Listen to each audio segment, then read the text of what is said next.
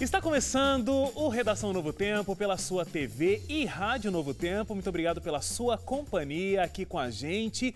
Hoje recebendo Gislaine Westphal. Isso mesmo. Eu acertei? Acertou, perfeito. A Gislaine é jornalista da Igreja Adventista do Sétimo Dia no estado de São Paulo. Isso mesmo. Nosso escritório que administra a igreja no estado de São Paulo. Seja bem-vinda, viu, Gislaine? Muito obrigada, é um prazer estar aqui com vocês hoje.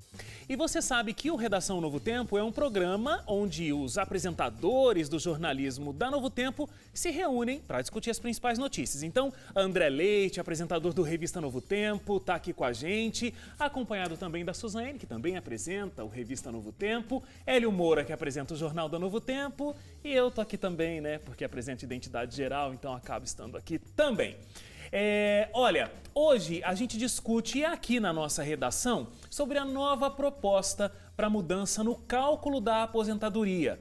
Também sobre os acordos entre China e Brasil com a construção de uma ferrovia transoceânica. E ainda a gente vai falar sobre o baixo desempenho da educação brasileira e os planos de saúde que oferecem descontos para quem perder peso.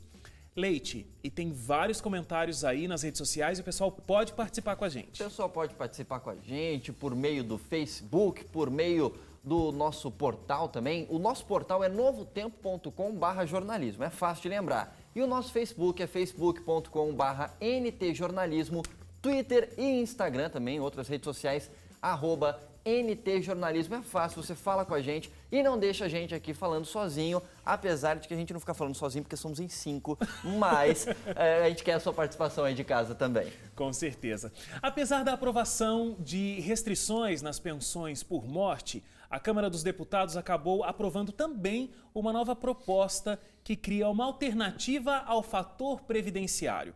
O novo cálculo, chamado de 85/95, permite o pagamento integral da aposentadoria quando a soma da idade e do tempo de serviço chegar a 85 anos, no caso das mulheres, e aí 95 anos no caso dos homens. Esse projeto de mudança no fator previdenciário, que faz parte do ajuste fiscal, segue agora para o Senado. E você deve ter acompanhado essa notícia durante a semana, a gente se preparando para entrar aqui no programa, todo mundo fazendo a conta de quando ia se aposentar, se valeria a pena, não valeria a pena para todo mundo.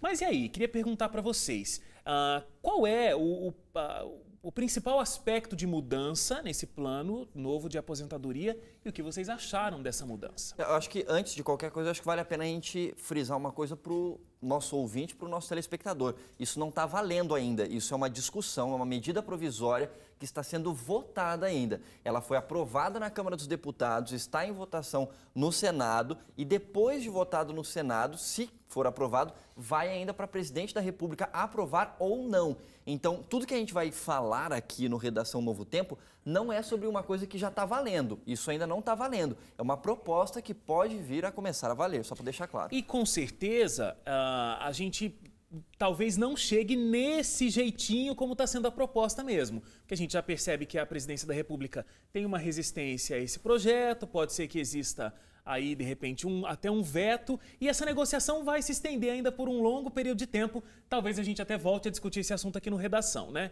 Mas essa proposta, como ela funcionaria e qual seria o impacto que vocês acham dessa mudança?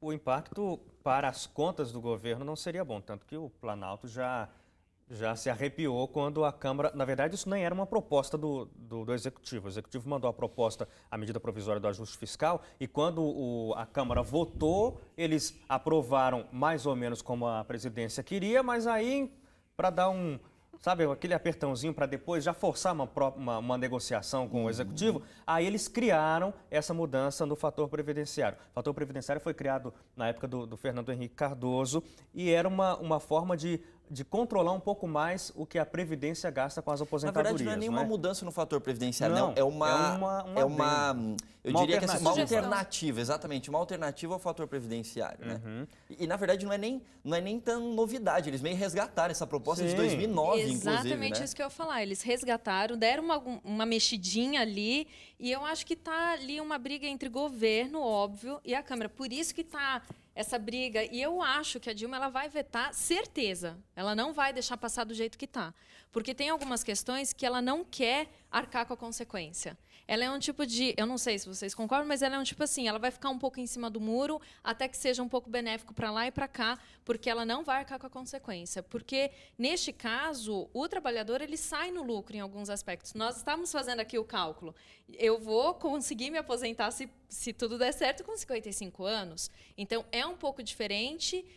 O trabalhador ele sai no lucro em alguns aspectos e isso, óbvio, tem que sair dinheiro de algum canto, né? Então... Eu só queria lembrar uma outra coisa para o nosso ouvinte, para o nosso telespectador também, dentro disso.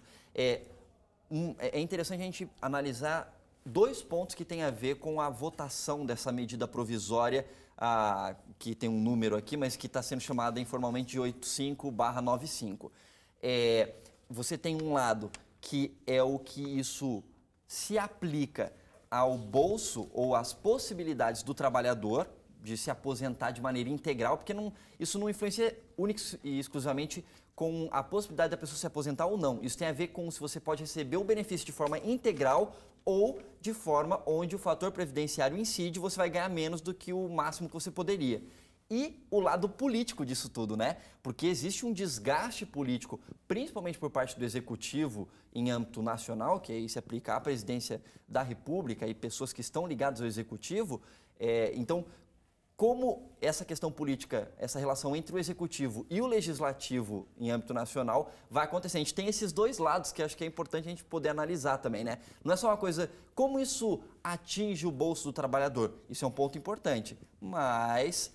tem o outro lado, que é o político também, como as forças estão sendo equilibradas no Senado Federal. O que eu acho até interessante para essa discussão é porque tem uma tendência, né, do povo brasileiro, até quando vai às urnas escolher um presidente, ele muitas vezes não se preocupa muito com o partido, não se preocupa muito com o plano de governo, ele se fixa numa figura, porque existe uma tendência a pensar que o presidente da República vai ser o rei, que vai determinar todas as coisas. Ele não pensa no vereador, no deputado, ele não pensa em nada, né? Ele pensa na figura pública e, às vezes, o mais famoso, a mais celebridade, o que dá mais benefícios ali na hora, mas não o que vai, numa votação, pensar nele. É diferente? É diferente.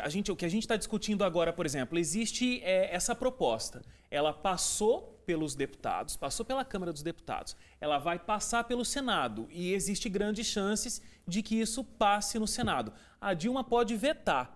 Mas isso quer dizer que a Dilma vetou, isso não vai acontecer? Não é isso que a gente está discutindo aqui, né? Está dizendo que vai haver uma negociação aí e talvez se chegue no meio do caminho, se chegue a alguma conclusão que a gente vai acompanhar nos próximos dias. Até para não acontecer uma desmoralização da presidência da República, porque eu estava conversando com o Hélio aqui para a gente lembrar uma coisa. Se a presidente Dilma veta e volta isso...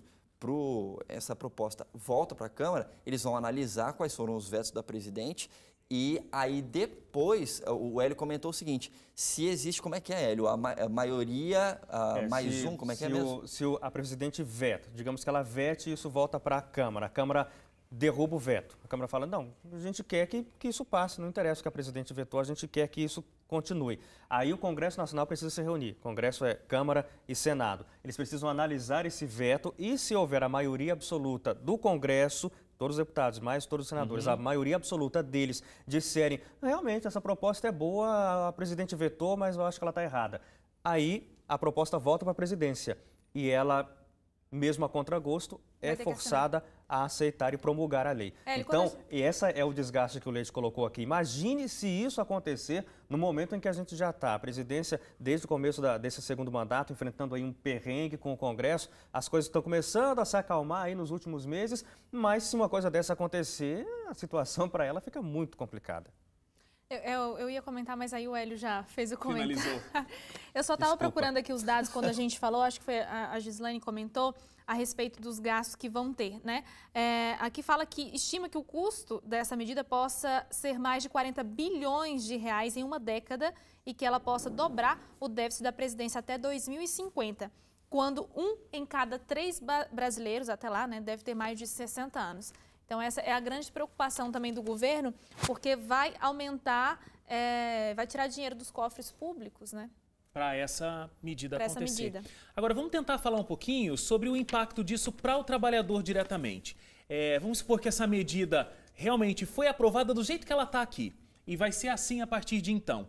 Existe até uma polêmica aí de que isso estaria privilegiando as pessoas que começam a trabalhar mais cedo ou se, ao contrário, mais tarde. As pessoas que começam a trabalhar mais tarde, mas não estaria privilegiando as pessoas que começam a trabalhar mais cedo Que, e no tem um caso, são tempo as maior de pessoas mais contribuição. pobres. Como é que vocês analisam isso? Até a gente estava discutindo isso antes de começar o programa. No né? primeiro momento, né, eu estava conversando com o Leite, porque estudando aqui a pauta e fazendo a pesquisa, eu entendi que quem começasse mais cedo, que acho que era até a proposta, né, para que essa lei existisse, é que facilitasse para o pobre, que geralmente é quem trabalha, a classe que começa a trabalhar mais cedo, logo cedo, né?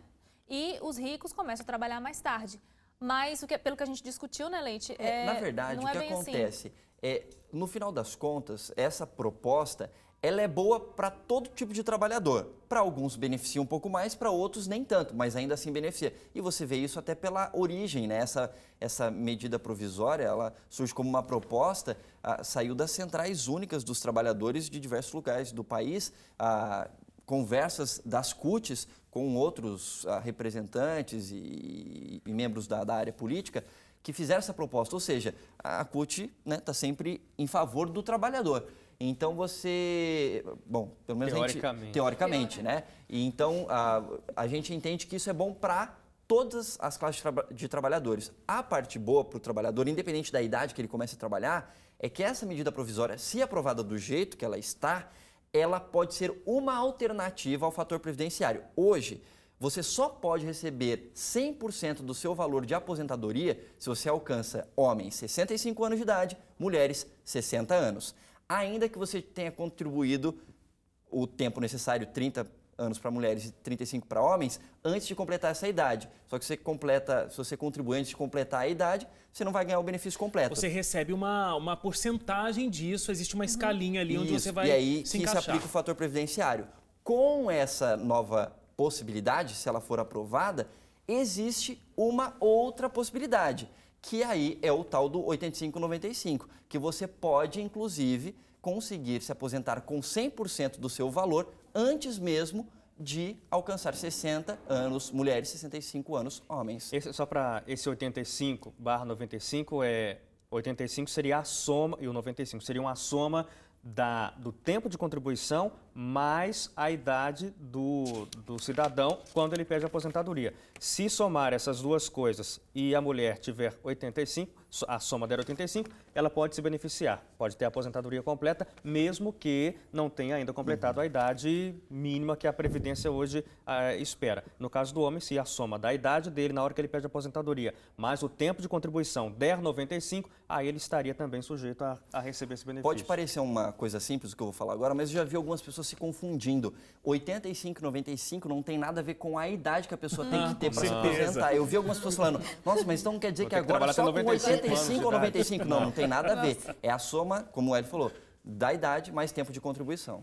Muito bem, a gente vai fazer uma paradinha rápida para o intervalo e logo na sequência a gente discute sobre os acordos entre China e Brasil no valor de 53 bilhões de dólares. O Redação volta já já.